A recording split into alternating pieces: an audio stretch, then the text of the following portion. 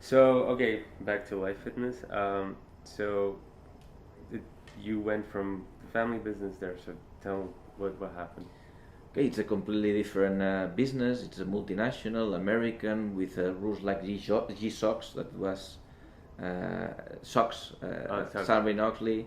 That means that you have a stock exchange company, you have to control a lot of things, rules, procedures, whatever, but at the same time you have a really small company because sales are really small because you just bought it and you have to grow it.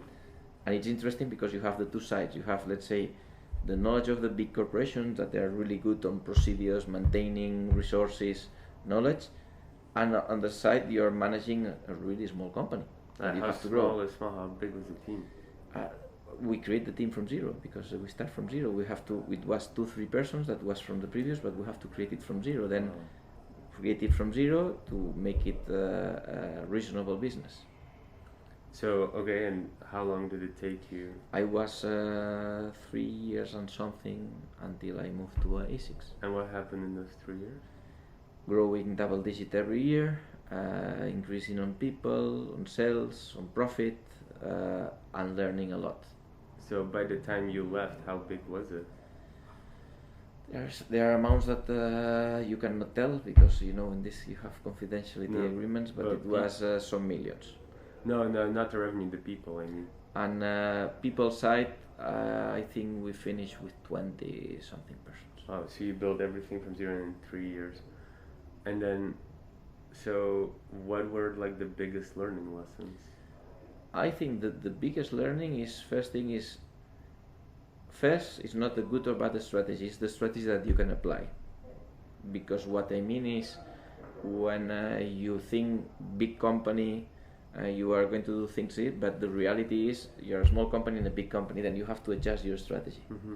Second thing is the importance of people. I mean, when we will speak suppose later, but when I see now a lot of startups, I think they fail for the people side, and not because they're bad, because they do not take in account the two criteria that are important. First thing is the role of the founder in each phase of the startup is completely different, and sometimes they do not realize. Initially, they're really product focused, raising money. In a second phase, they create the team, they have some traction, and in another phase, they have to be leaders. And it's completely different. Make a product, raise money, than be a leader. Some of the startups fail for that because the founder is not evolving. And second big failure on the people side in the startups is because they do not realize on the importance of the people. They just receive the money and they start hiring. Okay. But people change the culture. If you do not hire correct, change culture, change ways, change the company. If you like this episode, you can check out our most recent one here. And if you haven't already, make sure you click here to subscribe and see the next one. But if you're interested in more tips and tricks, then make sure to join our Facebook group where you can find thousands of like-minded people and you get direct access and support to any business question from the entire startup funding event team.